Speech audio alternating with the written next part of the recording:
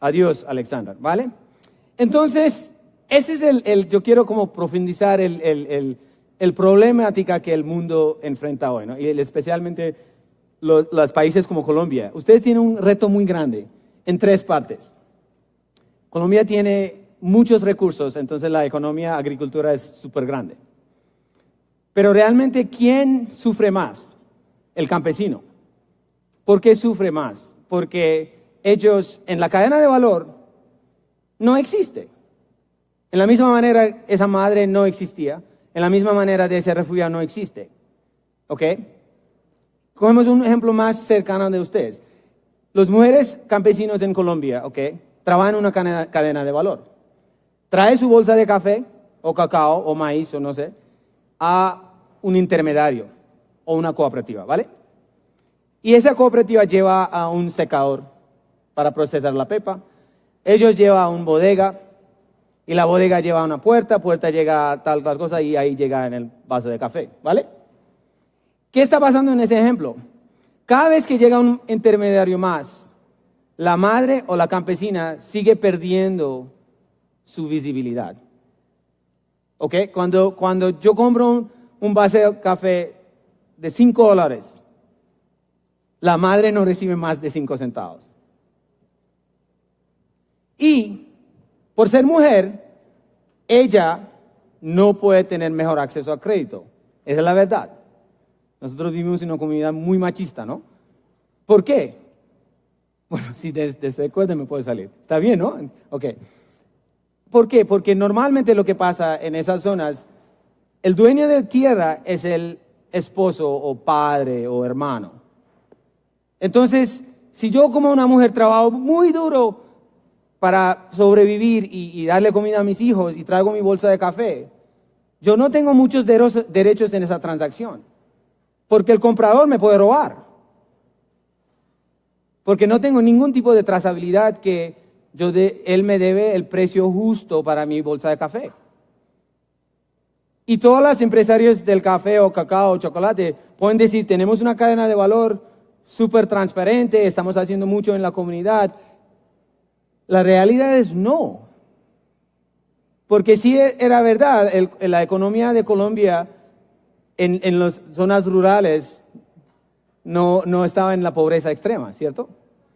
Entonces, estoy tratando de despertar unos ejemplos vivos que ustedes saben todos los días. Un ejemplo más y empezamos a hablar sobre qué es blockchain de una manera súper fácil, ¿ok? Un ejemplo más. En el proceso de paz, ustedes empezaron esa cosa de familias en acción, para que van a recibir los pagos sociales, para retornos que van a recibir su tierra, el catastral y todo, ¿cierto? Pregunten a cualquier persona, esas personas que están en familias en acción, cuando recibe el pago social, ¿quién están amarrando la historia de ellos? ¿Quién tiene acceso a los datos de ellos? Ellos no existen. Reciben su pago y van. Está en un archivo de Excel o base de datos que está en 3 bancos o 4 bancos. ¿Sí? Estoy diciendo bien, ¿cierto? Como entiendo el tema que está pasando en Colombia. Entonces yo llego a un banco, otro banco y recibo pago social, pero no existo porque los bancos dicen que yo tengo que hacer mi pago, lo hago, ¿ok?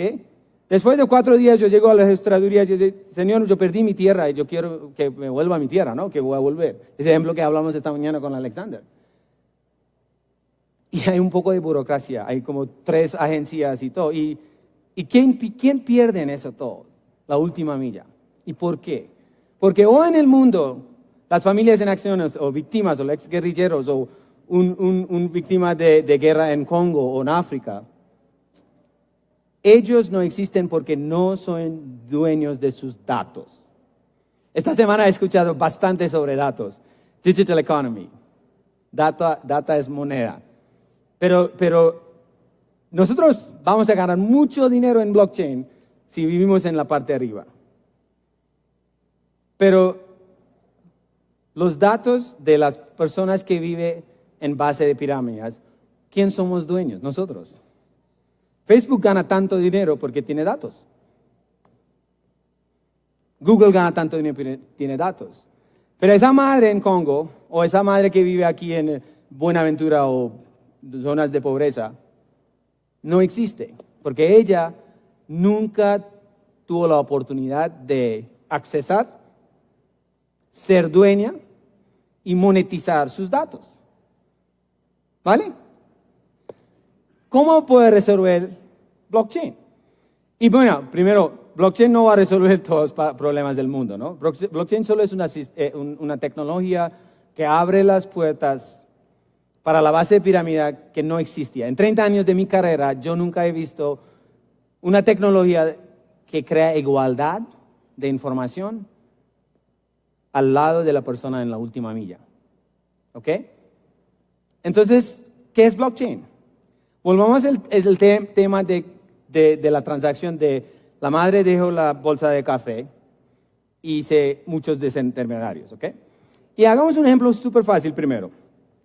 Si yo soy, por ejemplo, Juan Valdez Café y yo vendo un vaso de café esta mañana a Alexander. Un ejemplo muy fácil, ¿no? ¿Qué pasa en este ejemplo? Él me regala su tarjeta de Mastercard o cualquier cosa. Yo hago swipe y me quedo con los datos de Alexander. ¿Sí, cierto? De pronto usted compró un desayuno esta mañana y pagaron su... ¿Y quién quedó con los datos? Yo, en este caso. Entonces, en este ejemplo, él queda con un recibo de papel y yo quedo con datos de él. Y yo puedo hacer cualquier cosa que yo quiero con esos datos, ¿no? Yo puedo vender, si alguien hackea mi sistema y pierdo datos de Alexander. Y Alexander, si se va de aquí a Londres esta noche, él no puede probar con 100% de seguridad que esa transacción pasó esta mañana. ¿Ok?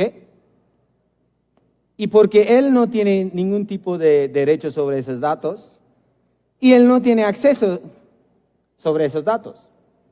Entonces, él tiene un papel que dice que compraste café, pero él puede falsificar, se ha robado. Pero él vive en parte arriba de la pirámide, ¿no? Entonces, él puede llamar a Mastercard o Citibank o cualquier, ¿ok? Entonces, en este ejemplo, toda la transacción es one way. Ese es el sistema que nosotros conocemos hoy en el mundo. No importa, si vas a un banco, recibo mi dinero, no importa, mobile money o cualquier cosa, la persona que empieza la transacción queda con los datos. ¿Y qué hace blockchain para romper ese one-way traffic? Hay mucho conversación o como romance con criptomoneda, cryptocurrency. Yo no hablo de eso, ¿ok? Porque a mí no me interesa. Porque la madre que vive en pobreza no le interesa Bitcoin. La única cosa que le interesa a ella es, por favor, dime que si el precio es justo. Usted puede reconocer que soy un campesino que trabajo duro, tengo historia. Por esa historia yo tengo derecho de accesar un crédito con un nivel más bajo de interés. Eso es lo único que necesitan la gente que vive en pobreza, ¿no? Pues que yo existo. Entonces, en ese ejemplo y el ejemplo de la madre, yo tengo los datos. O si yo soy un microfinanzas o institución de microfinanzas o soy un banco o ONG, me quedo con los datos de la madre, la misma manera que me quedo con los datos de Alexander. ¿Y qué hace blockchain para romper ese pensamiento? Lo que hace blockchain es algo súper simple. Blockchain crea una copia de la transacción que los dos lados de transacción quedan con la misma copia. Piensen eso, el poder de ese ejemplo tan fácil, ¿no?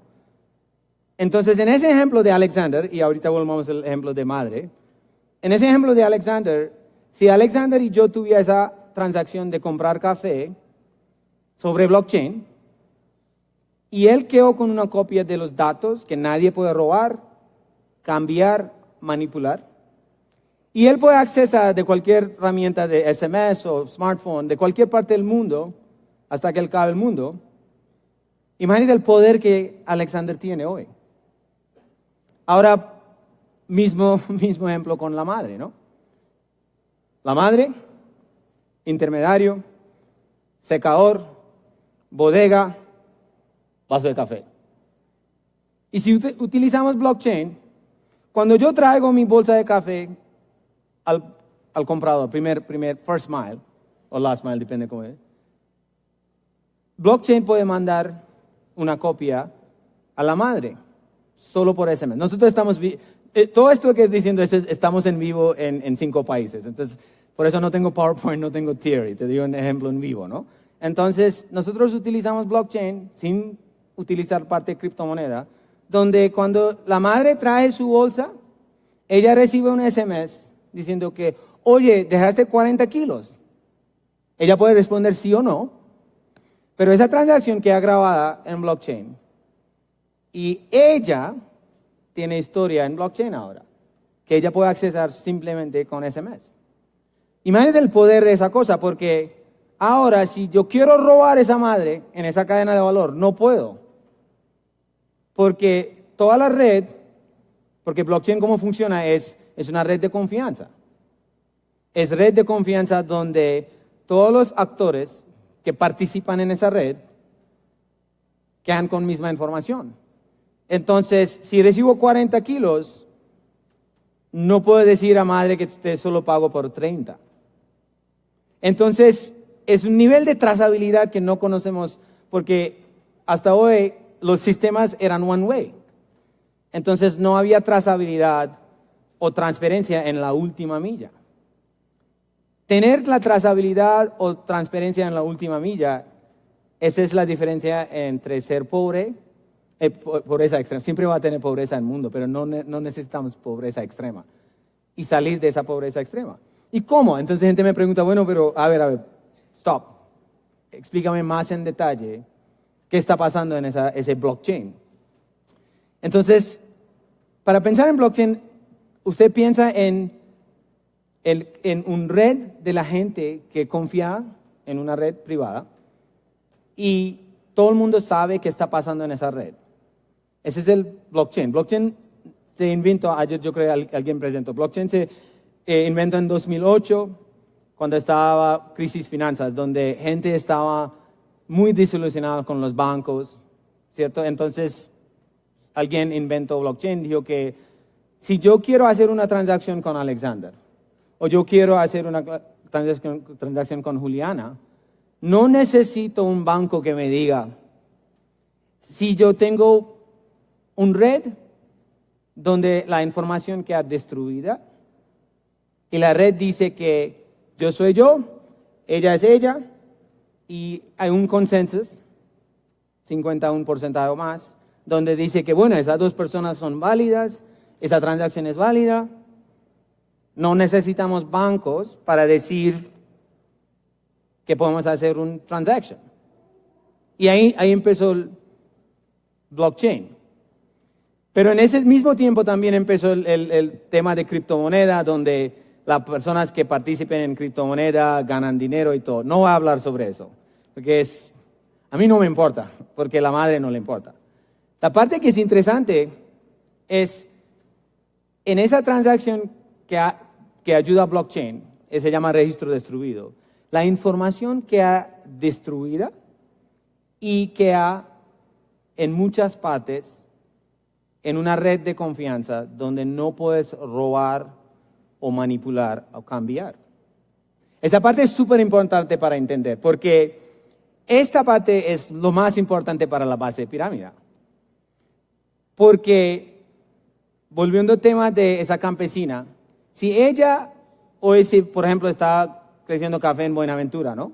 Y pasa algo, ella tiene que mover a Medellín, ella no puede probar qué pasó en zona de café, ¿no? Ella no puede probar que yo estuve trabajando, señor, yo estoy recibiendo el pago social, tengo salud. Cambio, si ella recibe el pago social a través de blockchain, normal moneda, Colombian pesos, y tiene una identidad donde el salud que recibe, por ejemplo, vacunas y todo, está colgado con la identidad de ella. Cuando ella mueve a Buenaventura, a Medellín, ella puede decir, yo existo. Ese es el problema que está pasando en Colombia, ¿no? Porque hay gente llega, Alexander, correcta, dime que si no está mal. Gente llega y tiene como un folder de papeles, ¿vale? Y alguien me dio un señor acá que es el bucetas aquí, es el information track para Colombia, porque gente anda con sus récords de salud en un folder en buceta. Entonces es physical buceta, ¿cierto? ¿Está bien? Ok. No, estoy utilizando ejemplos que escuché esta mañana, ¿no? Entonces, en este ejemplo, ¿qué está pasando?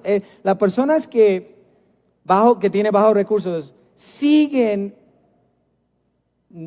sin derecho de sus datos. Y blockchain no va a resolver todos los problemas, pero blockchain cambia la distribución de poder, cambia la distribución de información de una manera donde a través de blockchain, si esa persona tiene una identidad en blockchain, donde en vez de ella está metida en 3, 10, 15 bases de datos, que nadie está hablando,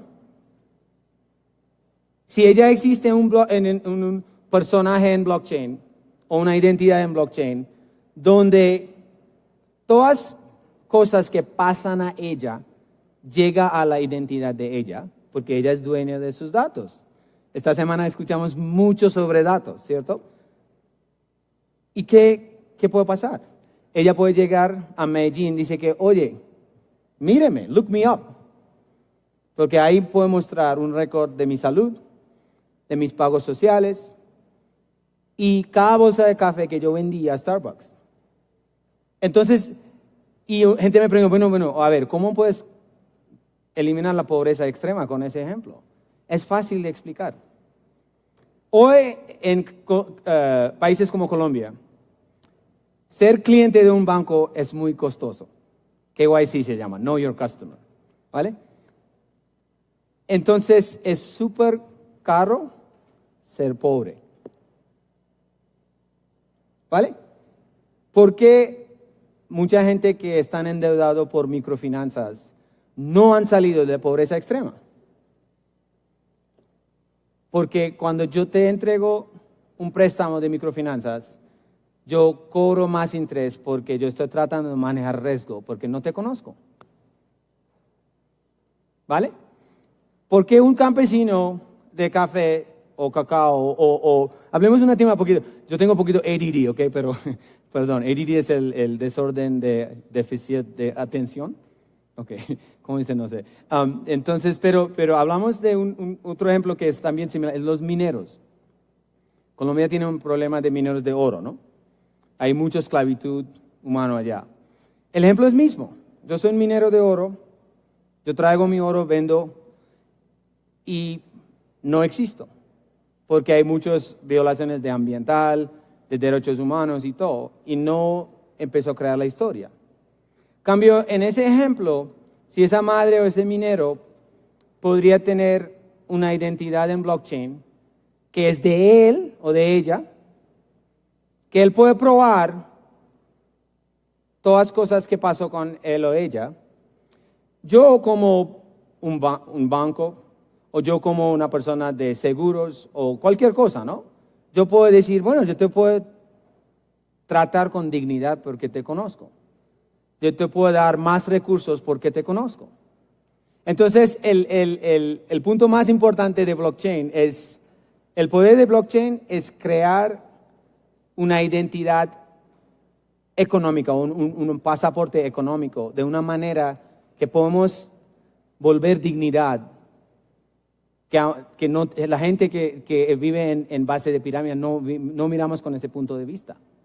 Y nosotros trabajamos mucho en eso. Por ejemplo, yo tengo muchos ejemplos de los miles de campesinos que están en blockchain, que ya no necesitan esos muchos recursos donde siguen endeudándose. Porque a través de blockchain, que es una red de confianza, ellos pueden mostrar su historia. ¿Sí me entiende? ¿Está bien o no? Que están, ok, all right. Entonces, y hablemos de unos ejemplos más en detalle de, por ejemplo, el tema sobre cómo podemos hablar en tema de educación para los jóvenes que están en zonas de pobreza. ¿Ok? Ese es tema muy importante para países como Colombia, porque nosotros somos educados, vivimos aquí, pero en la base de pirámide, cuando un muchacho refugiado, desplazado, recibe educación, él recibe un papel. Pero cuando llega a conseguir un trabajo, si él no puede mostrar con definitividad que esa es mi certificación, él no va a ganar trabajo. Entonces, todos ejemplos son iguales. Salud, educación, ganancias de agricultura. Todos esos ejemplos, si miran las personas que viven en la pobreza extrema, para ellos es súper importante mostrarle esa carpeta ciudadanía. Ayer hablaron mucho sobre eso, ¿no? Pero, ¿cómo vamos a crear una carpeta ciudadanía donde cuando esa persona no tiene acceso o derecho sobre sus datos para agregar todo lo que está pasando con él? Porque si creamos una carpeta ciudadanía y yo me quedo con información de todos ustedes, ¿quién gana en ese ejemplo? Yo, no, ustedes no. Porque realmente ustedes no van a tener la oportunidad de utilizar esa información para mejor acceso a crédito, mejor acceso a empleado. Entonces, yo quiero dejar a ustedes con unos dos pensamientos que es súper importante. No piensen en blockchain, que es próxima herramienta que vamos a ser millonarios. Sí vamos a ser millonarios, eso sí. Porque Internet creó muchos millonarios. Aquí, Internet llegó a la pobreza. La gente que vive en pobreza en Kenia utiliza M-Pesa. M-Pesa es como DaviPlata, ¿no? Mobile Money. Pero la gente que utiliza M-Pesa en Kenia no han salido de la pobreza. ¿Por qué? Porque cada vez que utiliza el Mobile Money, esa transacción queda con el banco o queda con el telecom. Entonces ese muchacho en Kenia sigue en pobreza, pero usa Internet, usa Mobile Money. ¿Ok? O un refugiado que acaba de entrar a Bangladesh porque mataron la familia en Myanmar, utiliza Facebook para decir que me mataron mi padre. Entonces sí llegó Internet a esa familia que utiliza Facebook. Pero hoy existe 2 billones de personas que viven en pobreza extrema. Casi 67 millones son refugiados, y eso no cuenta los 8 millones de desplazados de Colombia porque no cuenta como refugiados. Entonces realmente son 75 millones de refugiados en el mundo. Tiene acceso. Pero ¿qué ha pasado? ¿Por qué no han podido salir? ¿Por qué un refugiado cuando mueve a un campo de Jordania a Berlín empieza desde cero? A pesar que tiene Facebook, tiene WhatsApp. Porque él no puede mostrar que yo existo. Yo existo de una manera donde yo puedo mostrar, oye, yo fui médico en Siria, o yo fui ingeniero de sistemas en Siria. Porque cada vez que mueven, han limpiado los datos, ¿no? Y la gente que maneja la población de pobreza queda con los datos. Entonces, hay un dicho que se llama, pobreza es un negocio para los ricos. Poverty Inc. Entonces, quiero dejar con un último mensaje, que si piensas en temas como blockchain o Internet of Things o Big Data y todo, ¿no? Es súper. Pero, no hablo por mí, pero hablo por todas las madres que viven en Colombia en pobreza o los campesinos, ¿no? Que piensen en ellos y piensen solo una palabra que dice, yo existo. Y utilice la tecnología para decir que si esa persona existe, entonces podemos bajar el interés, tasas de interés porque yo conozco. Podemos tener una trazabilidad donde yo conozco si esa madre que trabaja en las minas, que no está en la esclavitud. Yo puedo utilizar blockchain como nosotros utilizamos, donde si muevo una familia de refugiada en Somalia, si llega a Kenia o llega a Sudán, no pierde su historia. Porque la dignidad de una persona es su historia. Si yo pierdo historia y yo no puedo probarte quién soy, no me van a tratar con dignidad. Dios lo bendiga.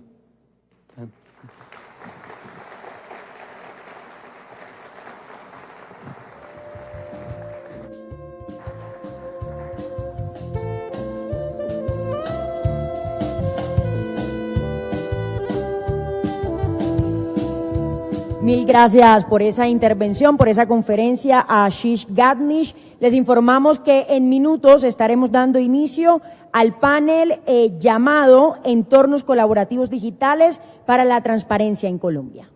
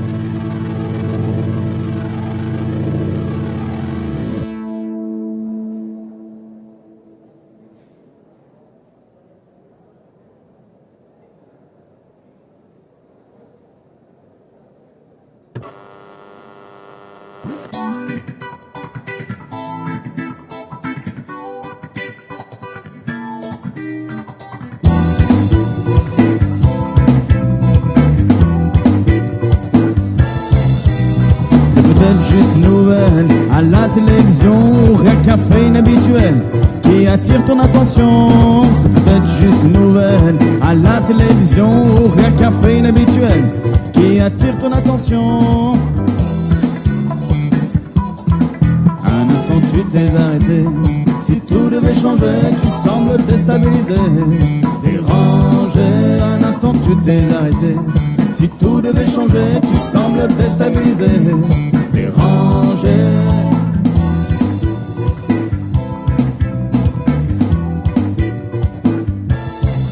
Tu es un gros bosseur, tu veux être le meilleur ou un Casanova avec beaucoup de charme. Tu veux être le meilleur ou un Casanova avec beaucoup de charme.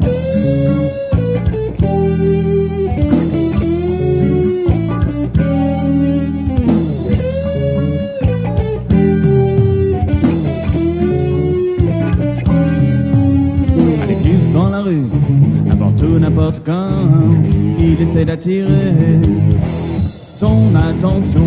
N'importe où, n'importe quand, n'importe quand, il essaie d'attirer ton attention. C'est peut-être juste une nouvelle à la télévision ou rien qu'un fait inhabituel qui attire ton attention. C'est peut-être juste une nouvelle à la télévision ou rien qu'un fait inhabituel qui attire ton attention. Un instant tu t'es arrêté, si tout devait changer, tu sembles déstabilisé, dérangé. Un instant tu t'es arrêté, si tout devait changer, tu sembles déstabilisé, dérangé.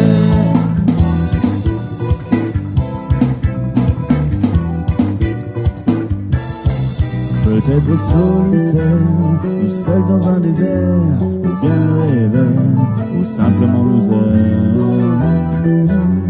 Seul dans un désert, ou bien rêveur, ou simplement loser.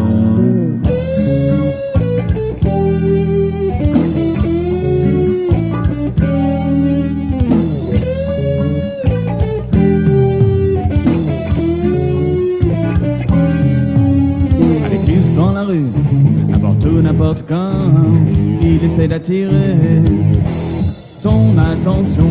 N'importe où, n'importe quand, n'importe quand, il essaie d'attirer ton attention.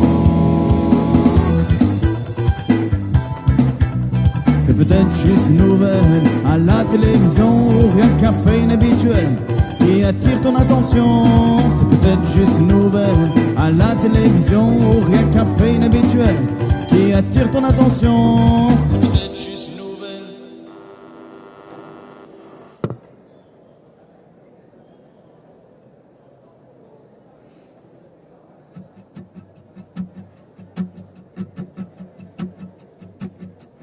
Building from the ground up, aiming for the sky. Taking my time, no, 'cause I don't want to fall by the wayside. You might be laughing at the state of my shoes, but there's no way today I'm catching those blues. And I have been round and round and round and round again, and I have walked some paths that came to a dead end, and I have been frowned upon for things that I have said, for some things that I have said. Excuse me, Mr. Fancy Time, greed is good and cash lives fast. Would you care to join me? You sure look like you could do with a laugh. I see those lines wearing deep into your face. Oh, open your eyes, look around and see the love and the wonder in this place. You tell me what goes up must come down. I said, hey, they put a man on the moon. You say it's a grey, rainy day. I sing, don't worry, the sun will be here soon. You tell me that the glass is half full. might want to disagree. To my wasting my words, there are other ways I could spend my energy. And I have been round and round and round and round again. And I have walked on paths that came to a dead end. And I have been frowned upon for things that I have said. For some things that I have said. Excuse me, Mr. Fancy Tie, please don't buy and sell the sky. Think of your children's children when you're scratching around for an alibi. And you might be laughing at the state of my shoes. Well, there's no way today I'm catching those blues. I have been round and round and round and round again. And I have walked some paths that came to a dead end. And I have been frowned upon for things that I have said. Some things that I have said. Building from the ground up, aiming for the sky. Building from the ground up, aiming for the sky. Aiming for the sky. Aiming for the sky. Aiming for the sky.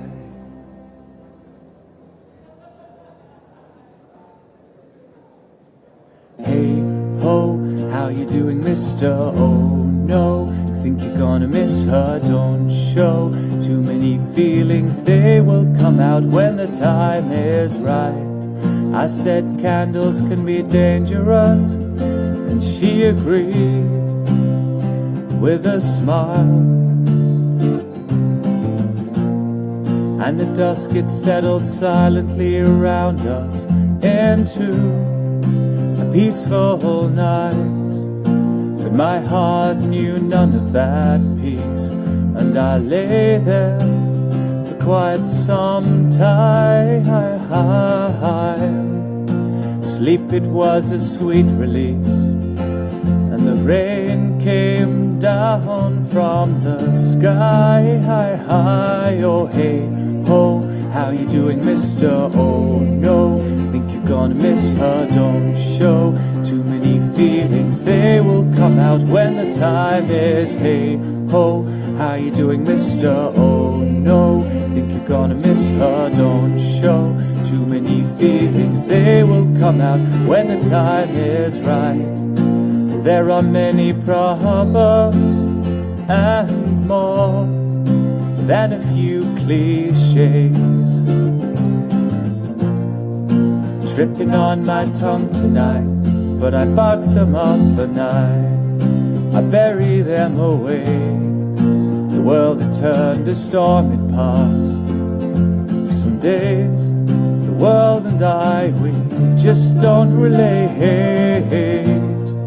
Still every twist and turn, it helps this blood keep pulsing through my veins. Oh hey ho, how you doing, mister? Oh no, think you're gonna miss her, don't show too many feelings, they will come out when the time is. Hey ho, how you doing, mister? Oh no, think you're gonna miss her, don't show too many feelings, they will come out when the time is. Hey ho, how you doing, mister? Oh no, think you're gonna miss her, don't show too many feelings, they will come out when the time is right.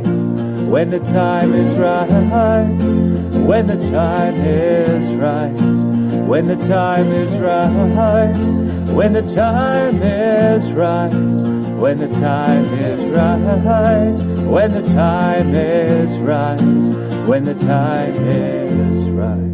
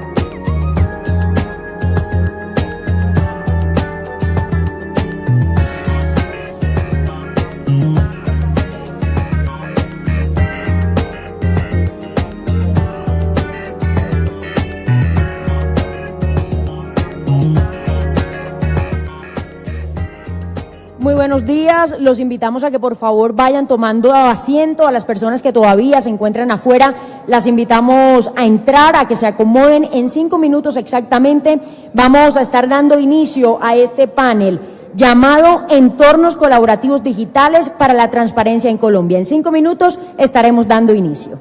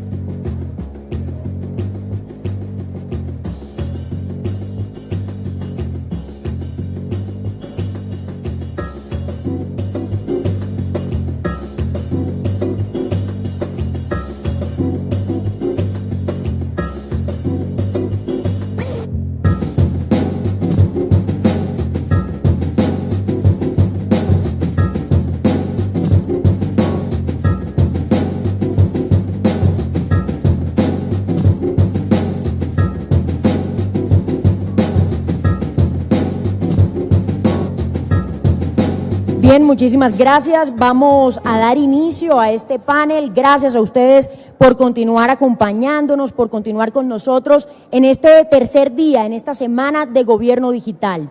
El panel Entornos Colaborativos Digitales para la Transparencia en Colombia. Las TIC cumplen un papel determinante en el futuro de la transparencia en nuestro país y son habilitantes para lograr que actores como academia, pero también la sociedad civil, se unan a los entes de control para predecir fenómenos, hacer análisis y generar eficiencias que combatan la corrupción. En este espacio que vamos a tener a continuación, que vamos a tener en este momento, Procuraduría, Contraloría y Secretaría de Transparencia de la Presidencia de la República de Colombia debatirán cómo se están transformando digitalmente para dar un mayor alcance a la transparencia. En este punto voy a ir invitando y haciendo un breve perfil de cada uno de los panelistas, de quienes nos van a acompañar en esta mañana. Invitamos entonces al escenario a Daniel Quintero Calle, viceministro de Economía Digital, ingeniero electrónico y especialista en finanzas. Tiene estudios en Gobierno y Gestión Pública Territorial y de Administración en Finanzas Públicas de Harvard Kennedy School of Government. Además, cuenta con un máster en Administración de Negocios de Boston University. Quintero es experto desarrollador de software, tiene 10 años también de experiencia en el sector y se desempeñó como gerente de Impulsa Colombia, la agencia del gobierno que promueve el emprendimiento y la innovación. Bienvenido, una muy buena mañana. ¿Cómo estás? Un placer. Donde prefieras o si quieres decir algo. Bueno, primero que todo, acá rompo un poquito el protocolo, qué pena, venía corriendo.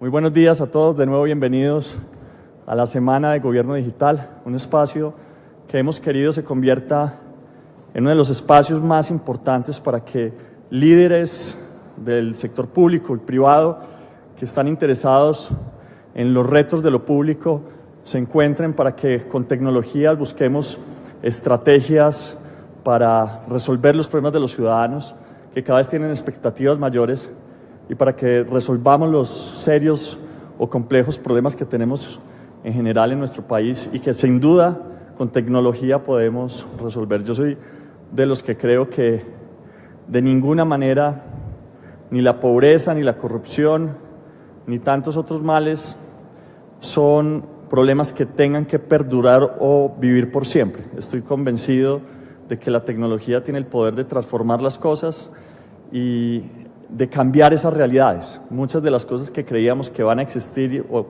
que van a existir por siempre, porque existieron por siempre, pues no va a ser así. Entonces, qué bueno que estén acá, a los vices, a todos, a la PACA, a todos. Ahorita les doy un buen saludo. Viceministro, muchísimas gracias. Lo invitamos a ponerse cómodo, a acompañarnos. Vamos a darle también paso a Gabriel Cifuentes, secretario de Transparencia de la Presidencia de la República, abogado, magíster en Teoría Jurídica de la Universidad de los Andes. También tiene una maestría en Derecho Internacional de la Universidad de Nueva York y cursa el doctorado en Ciencias Penales y Criminológicas en la Universidad de Roma. Bienvenido. Muy bien, también nos acompaña esta mañana Gloria Amparo Alonso, economista de la Universidad de los Andes con maestría en Economía de la Universidad Nacional y de la Universidad de Columbia, School of International and Public Affairs. Durante 20 años laboró con el Banco de la República, ocupando diferentes cargos, además en el Banco Mundial, Incomex y Fedesarrollo. También recibió entrenamiento especializado en el Bank of England, Fondo Monetario Internacional y el Federal Reserve Bank of New York. Actualmente vicecontralora general de la República. Bienvenida. También en nuestro panel esta mañana, Adriana Córdoba Alvarado, a quien le damos la bienvenida. Es trabajadora social con maestría en Administración y Planificación del Desarrollo Regional. Con experiencia en investigación en ciencias sociales, ha sido servidora pública por más de 15 años, desempeñándose en muy importantes cargos a nivel local, como el de veedora distrital nacional, como coordinadora del programa presidencial de lucha contra las minas antipersonal e internacional como oficial de programa de la UNFPA, que es el Grupo de Transparencia Integral y Cultura de lo Público. Hoy es coordinadora justamente de ese grupo que les mencionaba, que es conocido como el GTICC, el Grupo de Transparencia Integral y Cultura de lo Público, de la Procuraduría. Le damos la bienvenida.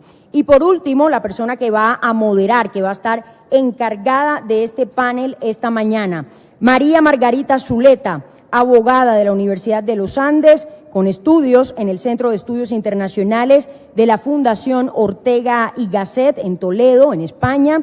Su carrera profesional la ha llevado a ejercer su título en compañías como Acerías Paz del Río y CI Prodeco, y en firmas de abogados como Brigard y Urrutia y Sherman & Sterling, en donde se concentró en áreas del derecho financiero y bancario, en la financiación de proyectos y mercado público de valores.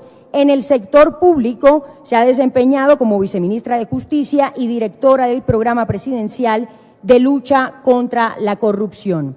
María Margarita fue nombrada directora de Colombia para Compra Eficiente y desde agosto de este año, del 2017, trabaja en la Escuela de Gobierno de la Universidad de los Andes. A todos, muchísimas gracias y les damos la bienvenida. Les cedo la palabra. ¿Qué hay?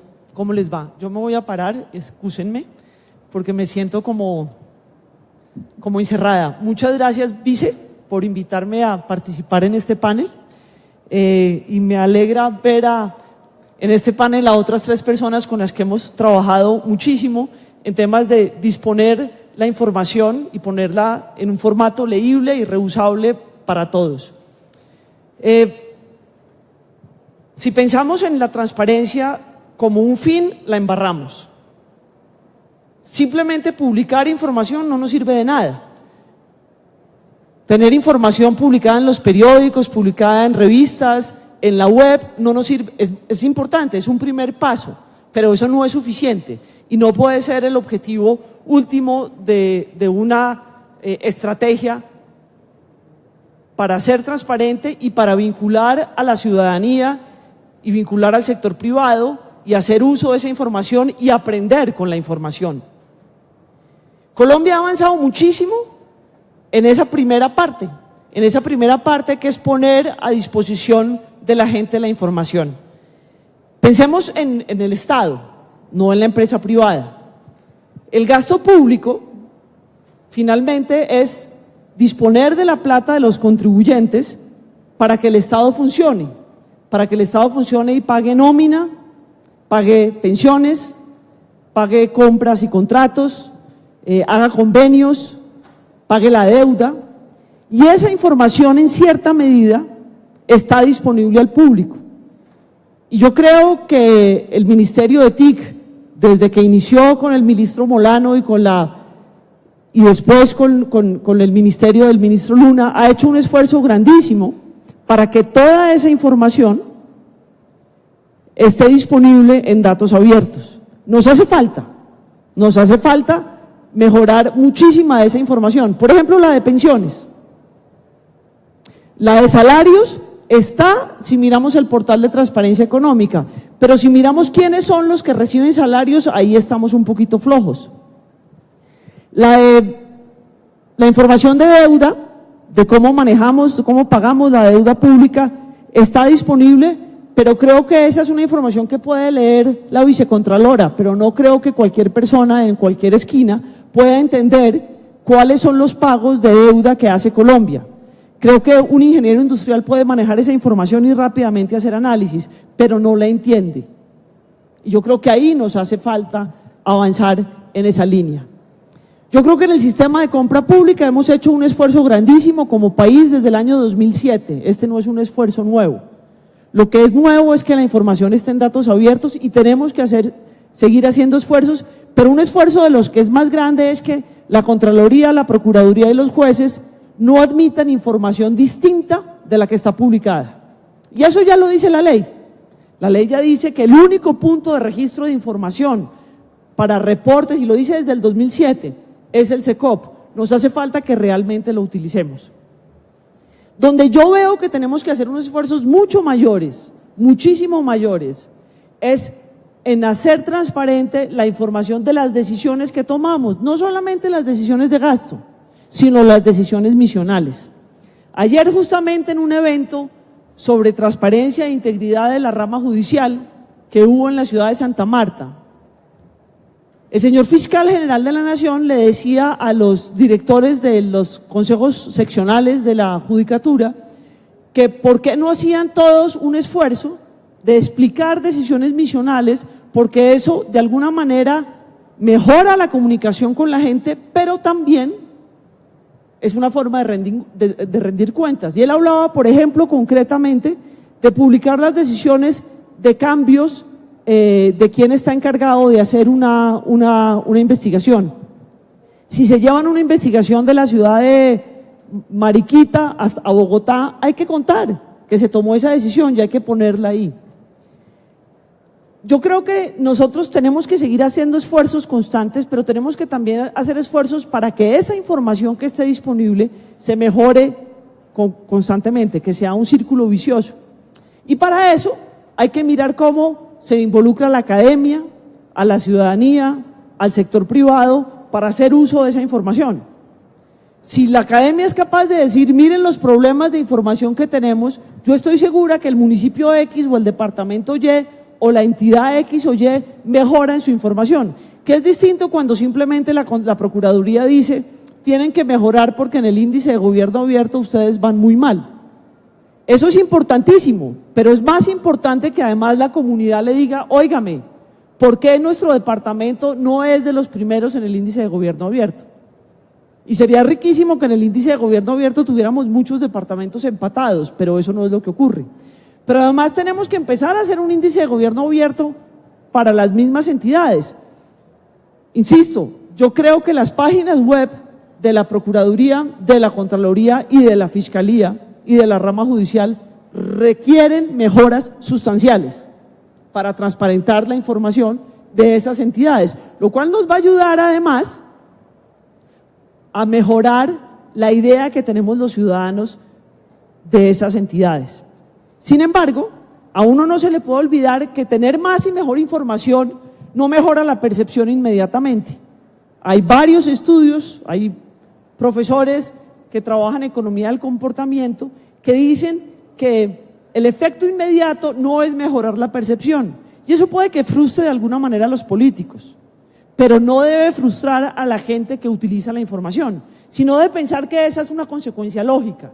Cuando yo tengo un montón de información, empiezo a tener problemas de identificar cómo la uso y voy aprendiendo. Y la mejora en percepción no es inmediata, requiere un tiempo, y ese tiempo es importante que nos lo tomemos y que aprendamos a que ese tiempo es necesario que lo vivamos. Esa es una inversión para mejorar la institucionalidad y para mejorarla y para legitimar las instituciones. Yo creo que la tecnología de información y las comunicaciones en términos generales nos han ayudado en el mundo a utilizar mejor la información.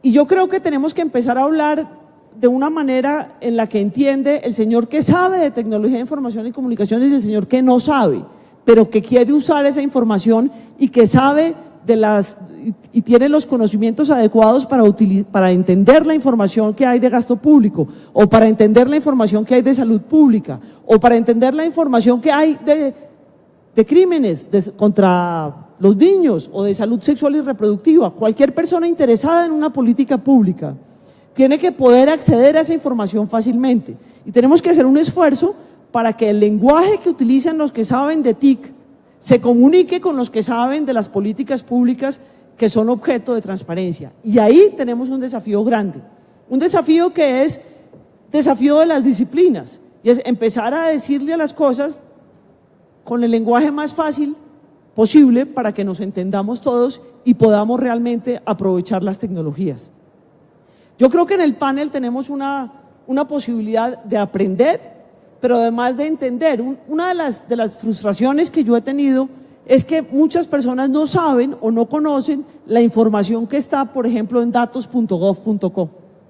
Uno dice, es que esa información no está. ¿Cómo que no está? Mírela, bájela, apréndala a usar, ahí está. Muchas personas dicen, es que no hay información de la Contraloría sobre los resultados de sus investigaciones y sus hallazgos. Siempre podemos mejorar la información, pero hoy hay mucha. Oigamos cuál es la información que está ahí y usémosla, y aprendámosla a usar y reusémosla. Lo mismo en el caso de la Procuraduría. La Secretaría de Transparencia tiene un papel importantísimo, que es tratar de acercar a la ciudadanía articulando toda esa información. Y es posible que en la Secretaría de Transparencia no conozcan buena parte de la información que tiene la Procuraduría disponible al público, o que tiene la Contraloría disponible al público, o que tiene la rama judicial, o que tiene la Fiscalía, o que tiene el Ministerio de Hacienda, o que tiene el Ministerio de TIC.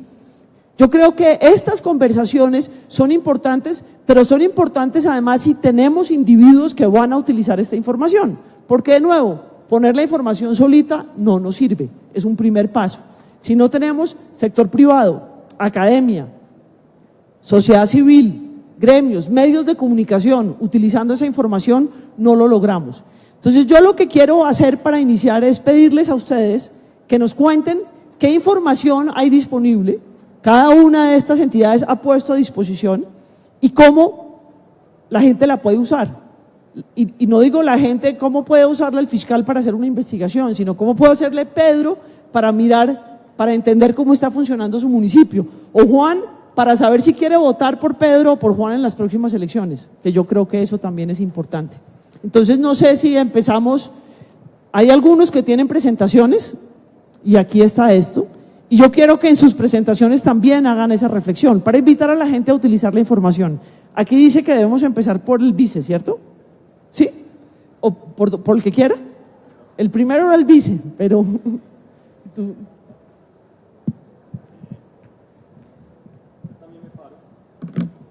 Yo también me paro.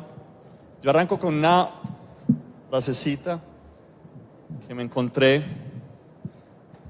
de John Esler, que dice: aun cuando todos sepan que existen prácticas corruptas, la necesidad de mantenerlas en secreto impone un límite a su extensión.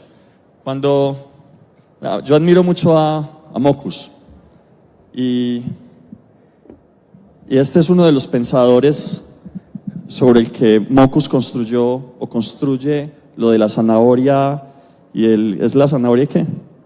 y el garrote, pero la idea es, en la medida en que, claro, los ciudadanos saben que hay otros mirándolos, pues eso de alguna forma les pone un límite para ser corruptos de alguna manera. Entonces, si bien la información no es la solución completa, es solo un paso, lo que sí es cierto es que en la medida en que haya más información, en que sea más difícil mantenerlo en secreto, pues el resultado final va a ser una reducción, un límite aún mayor a los niveles de corrupción de cualquier país, de cualquier sociedad. Y en ese orden de ideas, el ministerio y el gobierno, desde hace muchos más años de los que yo llegara al gobierno, inició esa tarea de que hubiese más información disponible, de que los ciudadanos tuvieran mayor acceso a la información de qué estaba pasando en el Estado. Y ahora estamos dando un paso aún mayor, y es que los ciudadanos en efecto utilicen esa información y la apropien, como decía la PACA. Esto no sirve para nada si los ciudadanos no se toman esa información y la empiezan a usar. Y eso implica lo que digamos, los teóricos llaman hoy el movimiento entre el gobierno en línea al gobierno digital. En el gobierno en línea, nosotros lo que hacíamos, PACA, era que simplemente le decíamos a las entidades públicas: tenga una página web, tenga unas redes sociales, publique la información de cómo toma decisiones. En el gobierno digital lo que hacemos es que nos concentramos en especial en los temas de Open Data, por ejemplo, para que los ciudadanos realmente se conviertan en tomadores incluso de decisiones. Ya no queremos simplemente escuchar a los ciudadanos, eso es una etapa relativamente superada. Urna de Cristal tiene hoy 20 millones de interacciones que ha realizado, ha dado respuesta a más de 250.000 preguntas, y claro, eso ayuda en los procesos de transparencia. Pero ahora lo que queremos es que los ciudadanos hagan parte de la toma de decisiones e incluso que empiecen a resolver problemas. Entonces, por ejemplo, en Inglaterra, hay muchos casos en Colombia, pero a mí me gusta este de Inglaterra, se abrieron los datos de dónde se moría más gente en los hospitales. Entonces, Gloria, decían, cogieron, aquí se mueren tantas personas en esta operación, aquí se mueren tantas personas en esta operación. Todos los hospitales abrieron esos datos, luego llegaron emprendedores, cogieron los datos, una vez cogieron los datos, hicieron una aplicación, y entonces cuando un ciudadano se va a operar de algo, entonces se da cuenta que, no sé, una operación, una sencilla, apéndice, ¿cierto? Y entonces, corazón abierto, no, eso ya lo mató de una vez, no, apendicitis. Y entonces uno mira que en el hospital que tiene en la cuadra, pues la probabilidad de morirse es 10 veces superior a la de cualquier otro hospital. ¿Cuál es el resultado de eso? Pues que la gente no va allá. Y al no ir allá, pues ese hospital también tiene... Pero que hagamos una intervención de política pública para mejorar el hospital de la cuadra. Claro, pero entonces ahí viene de nuevo el tema de la información. En la medida en que hay información, entonces el no poderlo mantener secreto no hace que el hospital, que seguramente está haciendo cosas mal, entonces no lo pueda hacer. En la medida en que hay más información disponible, evidentemente empiezan a resolverse muchos problemas, muchos más de los que uno cree. Entonces, desde la persona que se muere por una operación de apendicitis hasta el tipo que se roba la plata en un contrato de una licitación de una vía de las más importantes del país. Entonces, la información se convierte en algo importantísimo, y nosotros estamos muy contentos también. Ahorita a las 2 de la tarde la OCDE viene a presentar el informe del impacto del gobierno digital en el país. Colombia es el primer país no OCDE que se adhiere a las recomendaciones OCDE en términos de gobierno digital, pero falta muchísimo. En Colombia, al menos el 60% de las entidades tienen que avanzar en sus procesos de digitalización. No más, a pesar de que estamos en el 4º lugar en Open Data, solo cerca del 5% de la información de toda la información que podríamos estar colocando disponible, está disponible. Entonces somos muy buenos en el mundo, superamos a muchos países, nos supera Japón, Finlandia y otro país ahí, pero somos buenos, pero lo que podríamos hacer y lo que necesitamos hacer, pues es muchísimo todavía. Como me comí muchos minutos ahí, voy a pasar muy rápido mostrando entonces qué tenemos. Primero, conectar el país. Todo lo que estamos hablando funciona si los ciudadanos pueden hacer algo desde sus regiones. En 2010, 200 municipios estaban, Gabriel, conectados a Internet con Internet de alta velocidad. Hoy en día tenemos 98% de los municipios conectados y vamos a llegar al 100% para el mes de febrero. Gobierno digital no existe si un ciudadano no puede conectarse a Internet. Eso es lógica de primaria. Entonces, conectar a los ciudadanos es una tarea fundamental, no solo conectarlos con Internet de alta velocidad de fibra óptica, sino hacer que sea gratuito para ellos. Porque no puede ser que un ciudadano, porque no tenga con qué pagar, entonces no pueda acceder al poder del gobierno digital. Y por esa razón es que estamos desplegando como locos más de ya 1000 zonas Wi-Fi, pero vamos a llegar a 1700 zonas Wi-Fi gratuitas en todo el país, que se suman a los cerca de 7000 kioscos y puntos Vive Digital que hemos desplegado con el mismo objetivo.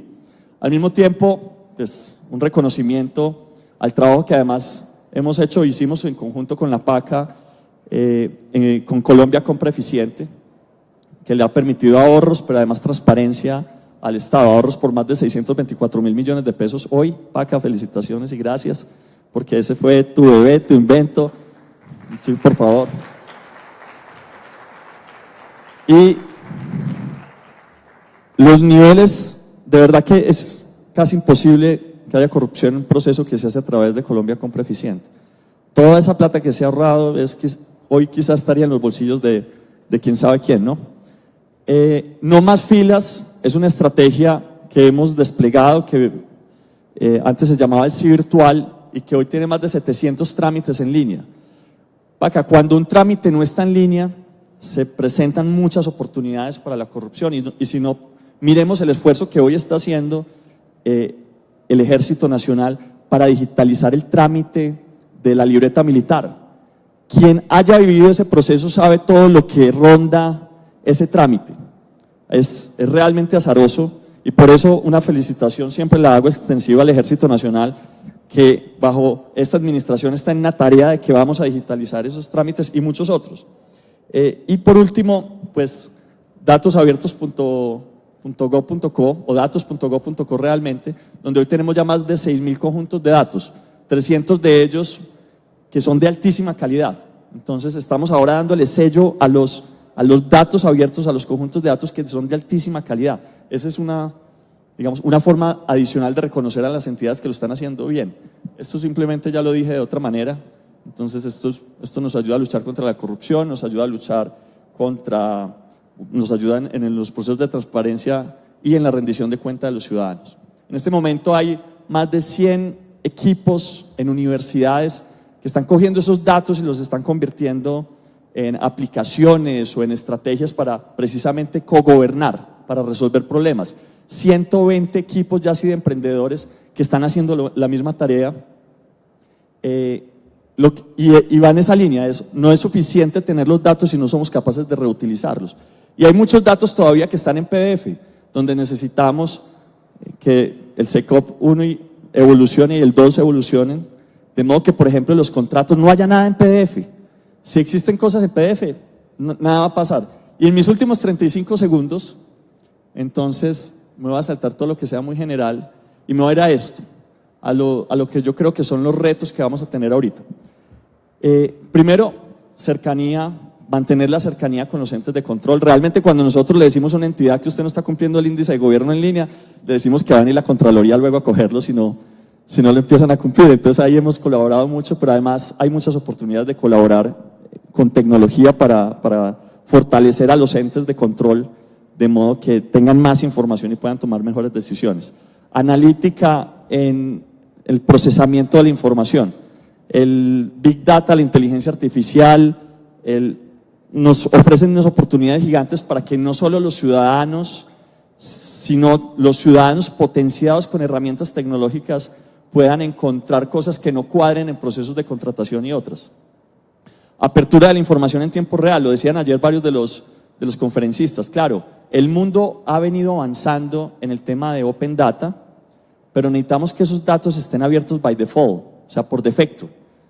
Es decir, cuando el funcionario está haciendo enviando el email, casi, entonces que ese email quede de una vez registrado. Mire, los emails de este funcionario, los que ha recibido, los que si son públicos, bueno, pues quizá eso ya sea muy exagerado, pero acceso en tiempo real a la información que está ocurriendo en las bases de datos de las entidades públicas. Y hay un trabajo que estamos haciendo en la creación de la Agencia Nacional de Gobierno Digital que va a permitir centralizar la infraestructura tecnológica del Estado de modo que entonces sí podamos hablar de datos abiertos by default, porque hoy muchos funcionarios públicos no saben si pueden abrir sus datos o no. Y el último es que sigamos no solo promoviendo el desarrollo de nuevas aplicaciones, sino que los ciudadanos las usen. Hay emprendedores, los que mencionaba ahorita, más de 120 emprendedores, 100 equipos en universidades desarrollando aplicaciones que procuran transparencia, SECOP, sumémosle SECOP 1 y 2, todas esas herramientas necesitamos que los ciudadanos las empiecen a utilizar, que sea natural para ellos usarla, y Paca, me sumo a tu petición, que sean más fáciles.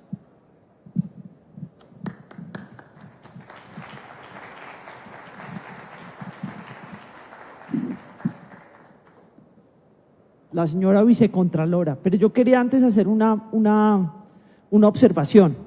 A mí me preocupa que la gente piense que hay que mejorar SECOP para empezar a poner los datos, o hay que mejorar SIGEP para empezar a mejorar los datos. No, resulta que los datos pueden estar en un PDF, pero es obligatorio llenar un formulario. Y si ese formulario se llena bien, tenemos esos datos bien y los tenemos en datos abiertos. Entonces…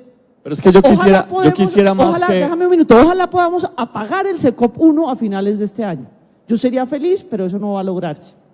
Y empezar a hacer todo en SECOP 2, donde todo, donde no debe haber papel. Cero papel, pero… Donde no debe haber papel. Por ejemplo, hay y donde los datos están abiertos by default. Sin embargo, en todas estas aplicaciones tenemos formatos. Formularios, que es lo que finalmente estructuramos en datos.gov.co. Y parte de los problemas más grandes que tenemos como Estado es que esos formularios no los diligencian con juicio.